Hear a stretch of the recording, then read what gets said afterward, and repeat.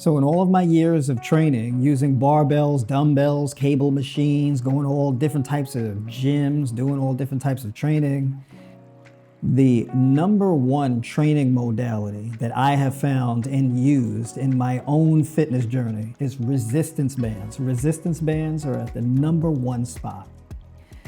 You want to create a body transformation, body recomposition, building muscle mass, building strength, while also maintaining your training schedule and consistency where you're not stuck behind people occupying all of the equipment in the gym, or you're traveling and don't have access to a gym or a particular type of equipment.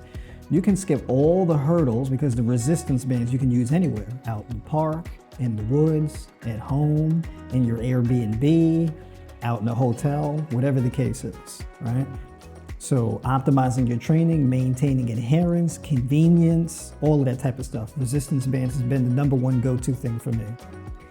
And I train with resistance bands. I take them to the gym if I'm going to a gym, or I use them at home or take them out to the park or the woods or wherever.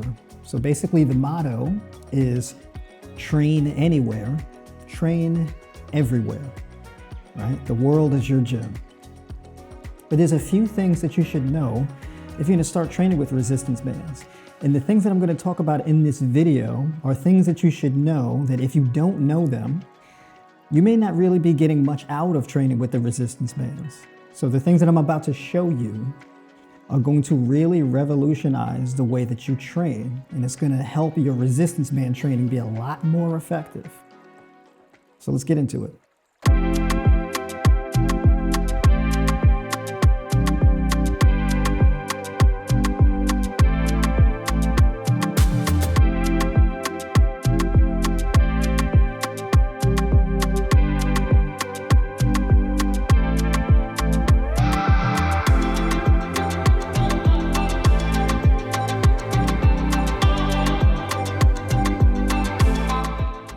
Now, the first thing that you have to know about training with resistance bands is one band can take the place of 5, 6, 7, even 8 dumbbells, right? This one band can give you resistance going all the way from 20 pounds all the way up to 80 pounds, okay?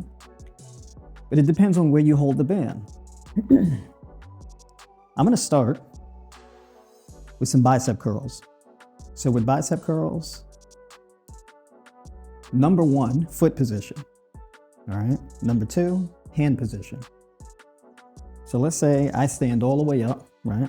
And I grip the band from here, right outside my thigh position.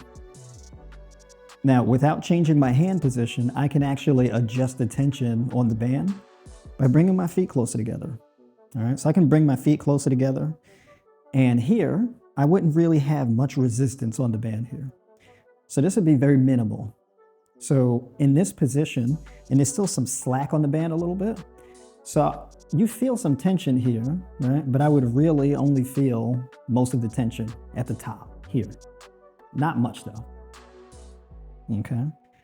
But if you want to train like the peak contraction at the bicep, you may want to do this and come down here and come back up. And this actually could be a really good warm-up. Small movement. So coming down to 90 degrees and then coming back up squeezing, okay? And you can adjust, you can maybe want to do that and focus on turning the thumbs out. So you can go from here to up here, from here to up here, right? And there's reasons why you would want to do that in particular, right? Now I can spread my feet a little bit, and this gives me more resistance in the bottom position. Okay, so now I feel more tension at the bottom. Now from there, let's say I wanted to increase the resistance even more. I can hinge at the hip, slide my hands apart, and this is actually like I can measure the resistance of the band by where the band is on my thigh. So standing all the way up, it's at the upper portion of my thigh, but I can grip right down here to the knee. So I can measure it right across my knee and stand straight up, and now I have more tension on the band here. And slow eccentric. If I want to hit the bicep a little bit more, I can tuck my elbows against my torso and focus on turning the thumbs out.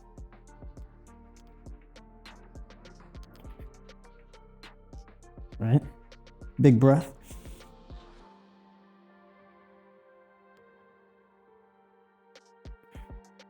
Okay. Big effort. So now, if I want to increase the tension even more so, I can go halfway down the shin.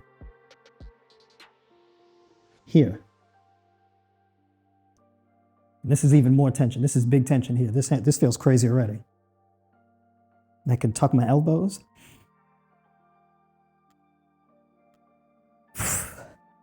And I can only get it up to 90 degrees. Right?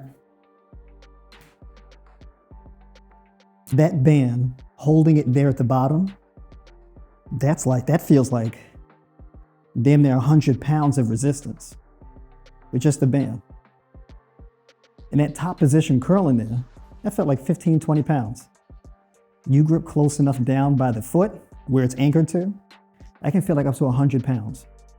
This one band can take the place of an entire row of dumbbells on a dumbbell rack. Now, moving on to the second thing, it's very important to understand that resistance bands are all about maximizing muscle tension and muscle contraction.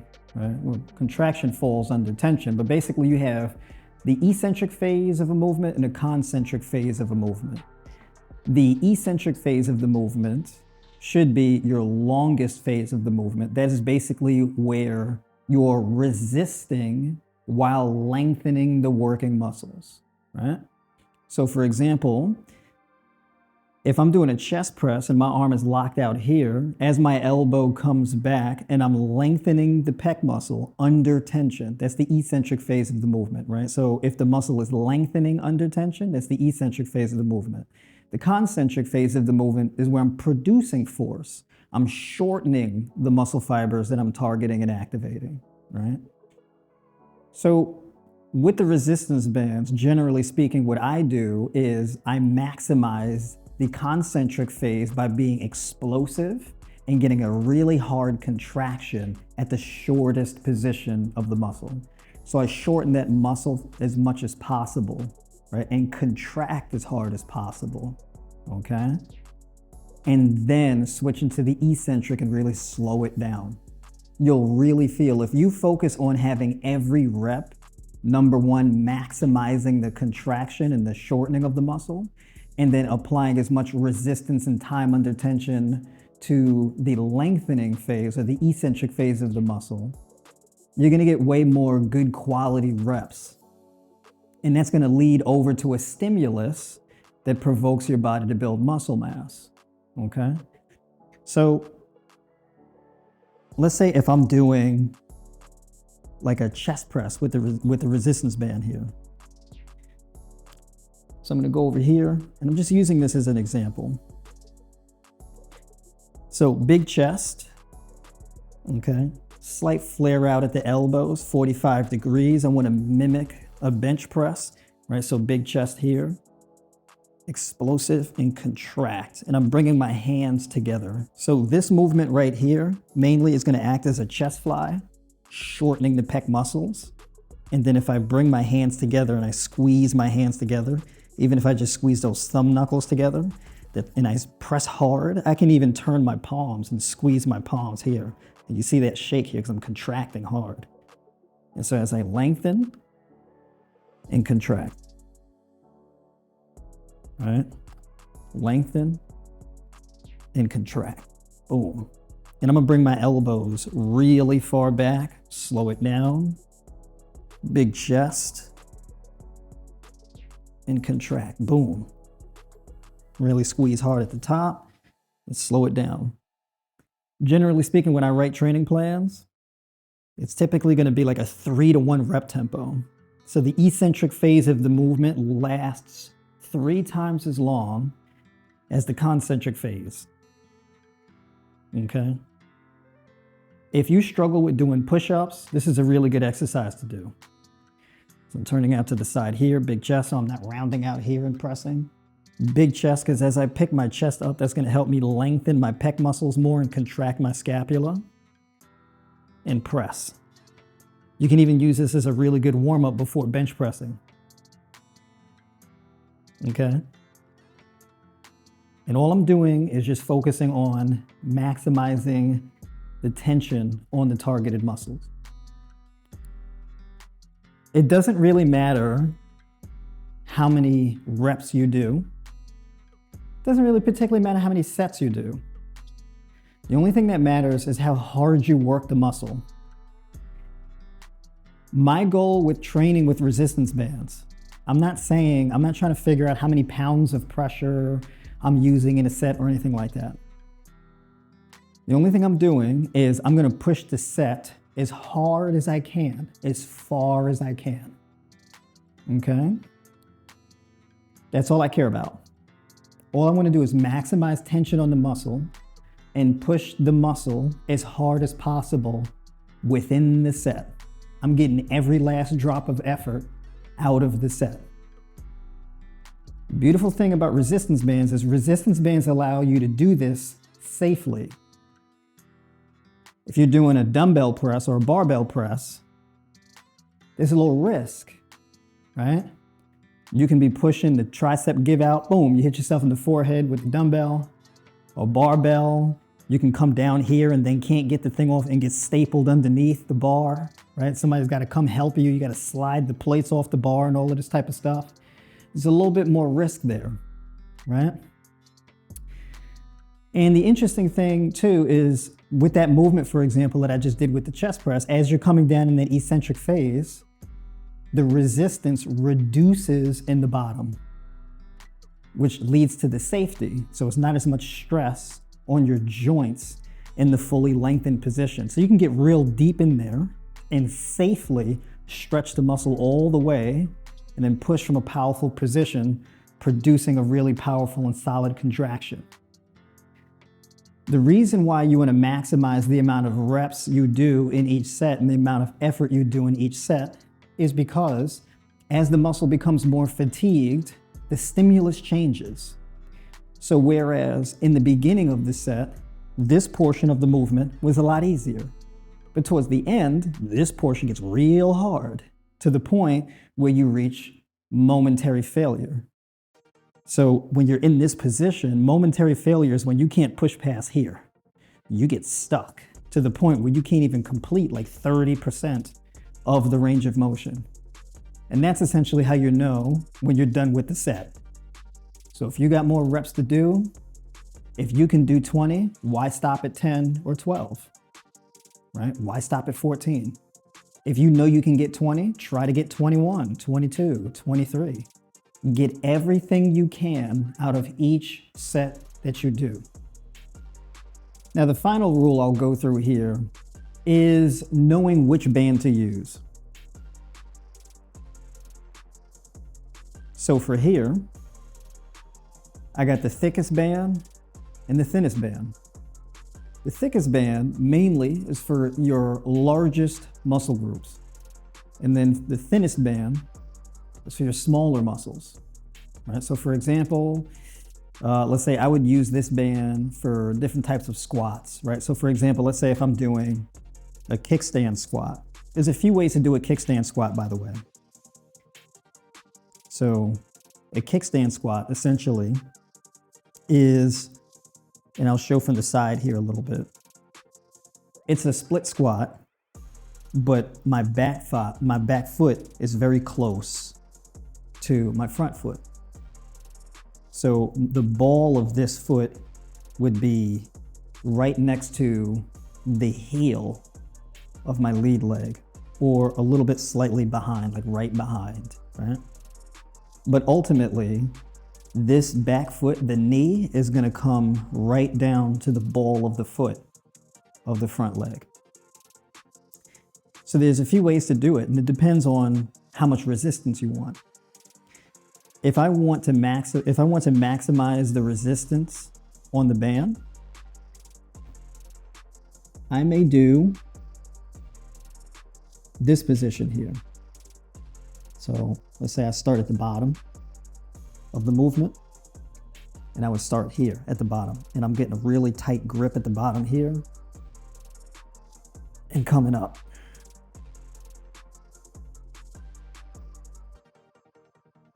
Okay, and I can grip even further down by the ankle and push up. All right. If I want less tension and I want to focus more on my torso position, what I can do is I can get a front rack position.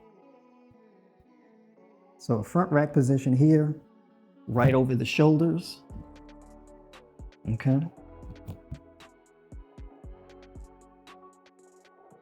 And I can come down here.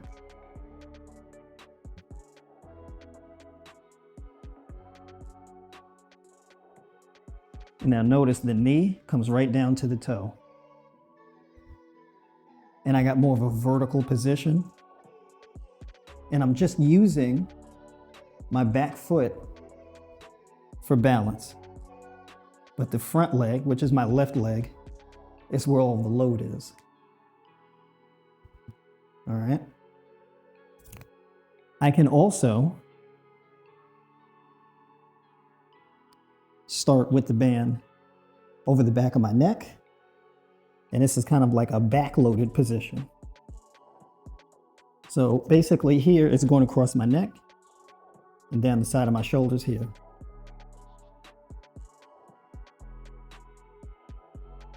So this is another way to do it. And you can go with whichever one is the most comfortable for you, whichever one provides you the tension that you want to work with, and the torso position you want to work with.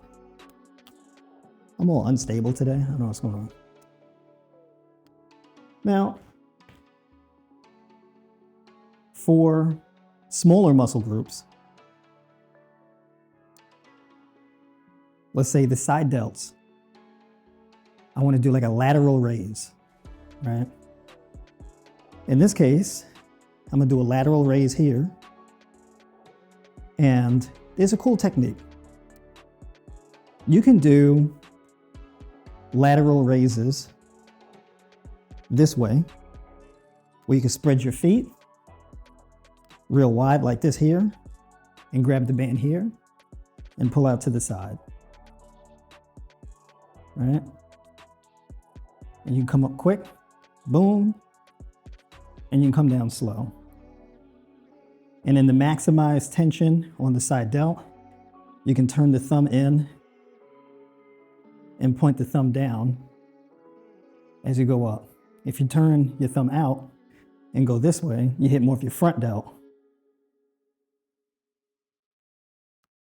Personally, the way that I like to do it is, let's say if I'm doing the lateral raise with my left hand, I'm going to step on the band with my left hand, and then I'm going to anchor it under my right hand. And then I'm going to reach over, and I'm actually going to have my grip here where my thumb is automatically pointed down from the start of the movement. So my thumb is pointed inward, and then I'm going to move out this way.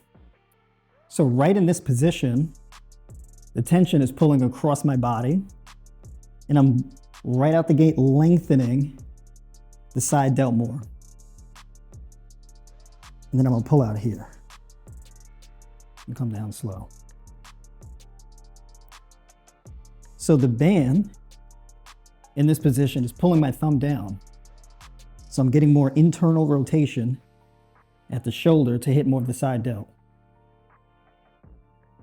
Right?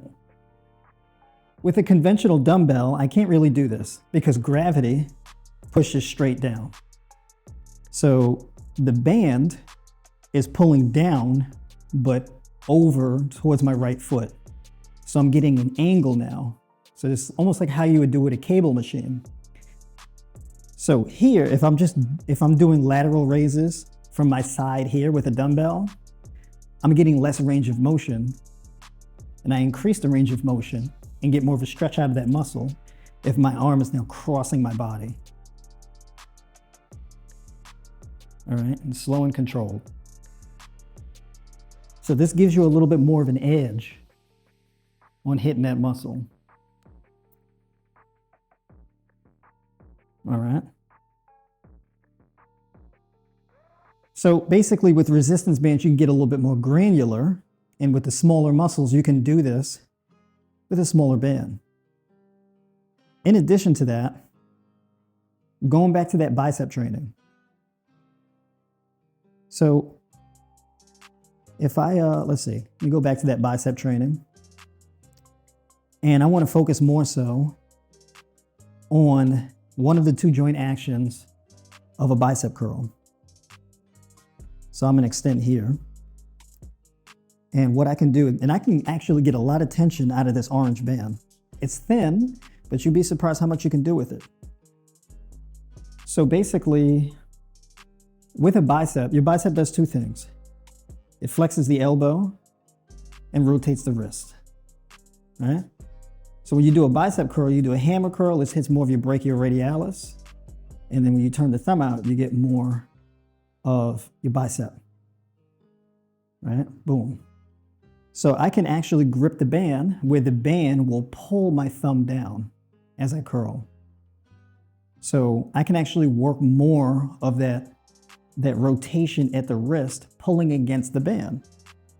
So instead of gripping this way and curling, right, I can curl this way and rotate my wrist a bit more. And as I rotate, I'm really actively rotating my wrist and pulling against the band, right? So I'm actively turning my thumb out more against the band and getting more of a bicep curl. With a thicker, heavier band, it's harder to do that wrist action, right? Because of how thick the band is. A thinner band allows you to have more control over your wrist position, especially at the top. And with a band like this, instead of gripping at the bottom, and I like to place my thumb in the loop there, but you can actually grip this further down, right? And you can also thicken the band up where you can fold it. So you can create a thicker band there and then put your loop in, put your hand in the loop there. So basically I can do 1, 2, and 3. So I can fold it in my hand here and get more resistance on the band, curling outward. All right. And I can really focus on really rotating the thumb outward and curling and get tremendous amounts of bicep activation here. And I can come halfway and here and really focus on hitting that peak contraction at the bicep. And I can even externally rotate my arm here as well.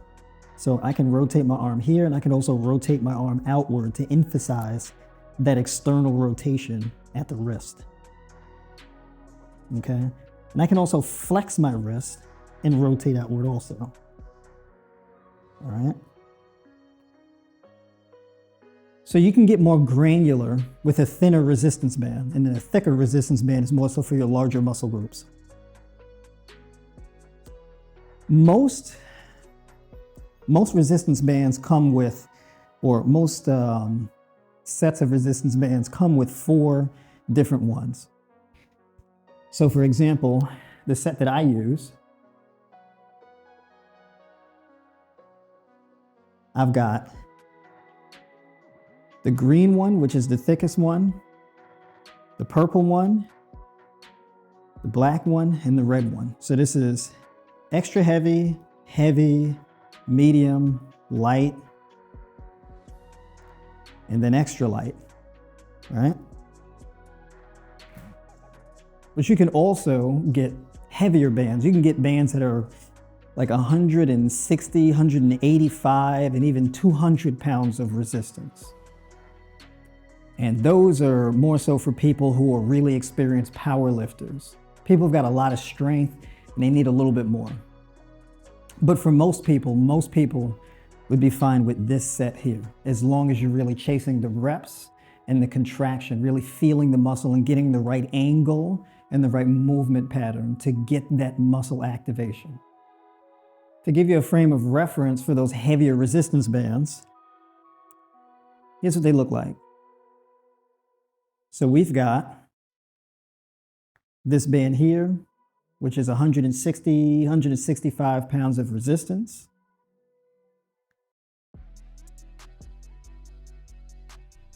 Then we've got this band here, 180, 185 pounds of resistance. And then this band here, which is 200 pounds of resistance, right? Generally, for me personally, I use these for my lower body workouts. So for example, let's say if I'm doing deadlifts or I'm doing squats. So I would do this band here for deadlifts, and this would be like a deadlift of 200 something pounds of resistance. Nice flat back, and pulling and standing up.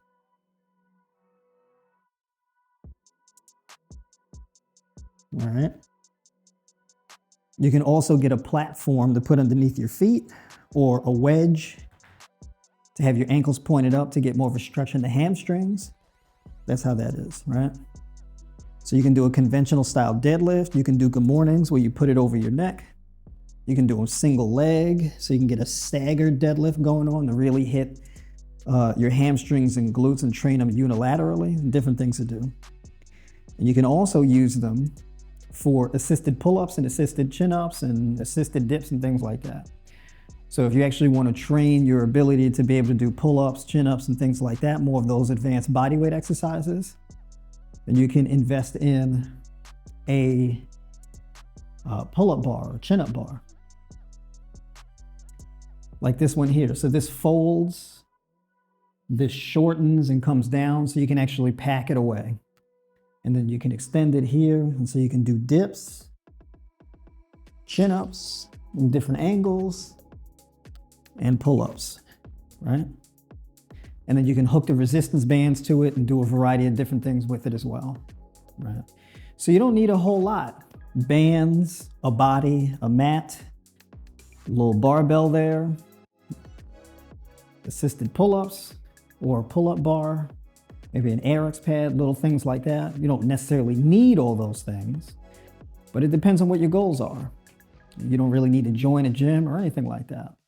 If you found this to be valuable, this is the kind of information that you feel you need, and this is a real game changer for you, well, there's a lot more where that came from, specifically in the 12-week mentorship that I'm running at Tribe by Noir. In that 12-week mentorship, you get a step-by-step guide and training plan geared towards your goals. So whether or not you decide you still want to train in the gym or you want to train at home completely, creating your body transformation. I have a variety of different training plans that are geared towards that, mainly centered around bodyweight exercises and resistance bands, but some of them also use barbells and dumbbells as well, if you're going to the gym or have access to those things at home. In addition to that, in the 12-week mentorship, you also have step-by-step guides that show you exactly how to structure your diet plan in accordance with helping you to grow the muscle mass you're looking to put on and drop the body fat perhaps that you're looking to shed off. And if you have any type of metabolic disorders or things like that, the diet plans also take those things into consideration as well. So definitely take a look at that. The 12-week mentorship has 3 tiers to it, okay? And the higher up you go in tiers, the more personalized it gets. And on a final note, the 12-week mentorship has those 3 tiers, and all of them contain weekly coaching calls where you can get on an hour-long call with me on a weekly basis. And then in addition to that, there's also the Thursday night live stream that I'm running every week. All right, so there's a lot there that you get in the 12-week mentorship to set you on the right track to being able to take your life back, take your health back, and build your ideal body. So I look forward to seeing you on the other side.